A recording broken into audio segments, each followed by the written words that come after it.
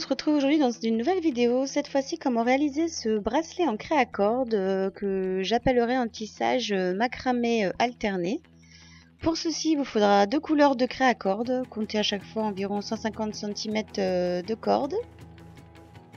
Vous aurez besoin d'un petit morceau de pâte à fixe ou alors d'un morceau de scotch pour pouvoir bloquer et pour pouvoir tisser. Alors, vous allez prendre la première couleur de craie à cordes, vous allez la passer dans la boucle du fermoir et ainsi obtenir deux brins sans trop. Vous allez prendre la deuxième couleur de craie à cordes et venir tout simplement faire un nœud à la base.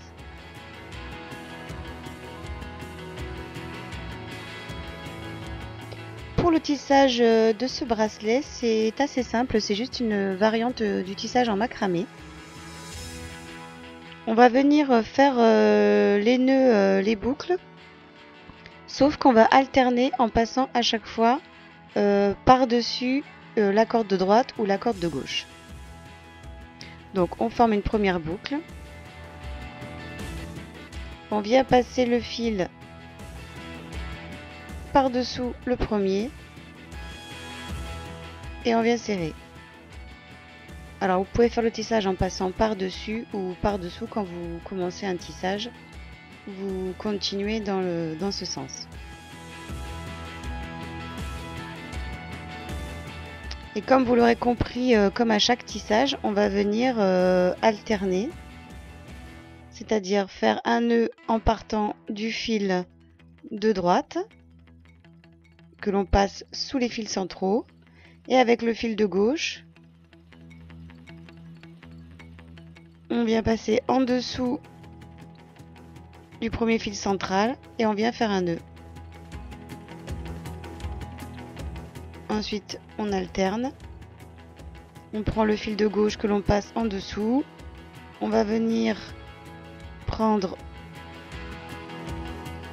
le fil de droite et venir faire un nœud.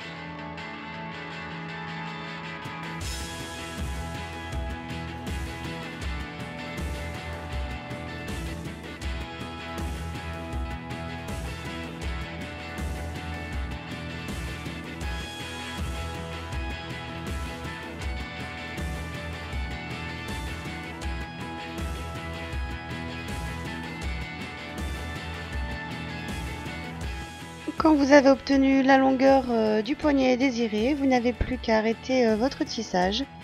Et pour arrêter les fils et terminer ce bracelet, on va venir couper les fils à peu près, vous gardez 3-4 cm de longueur pour pouvoir le passer dans la boucle du fermoir.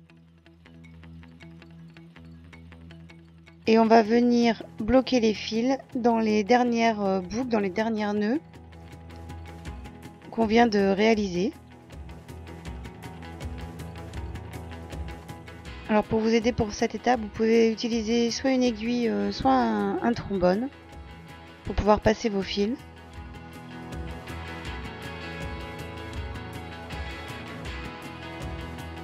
Vous les insérez dans les boucles.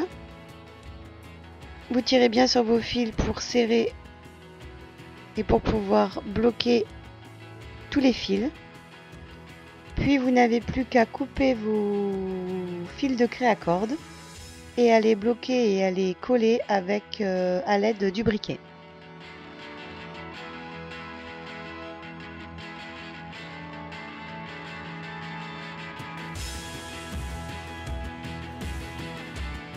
Voilà pour ce nouveau tutoriel bracelet en fil de craie à cordes. J'espère que ces tutoriels vous plaisent. Surtout n'hésitez pas à me laisser un commentaire pour me dire si vous souhaitez voir d'autres tutos ou d'autres modes de tissage. Ça peut aussi bien servir en fil craie à cordes mais aussi dans plein d'autres DIY. Donc surtout n'hésitez pas à me laisser un commentaire. Je vous remercie et je vous dis donc à bientôt pour plein de nouvelles vidéos. À bientôt!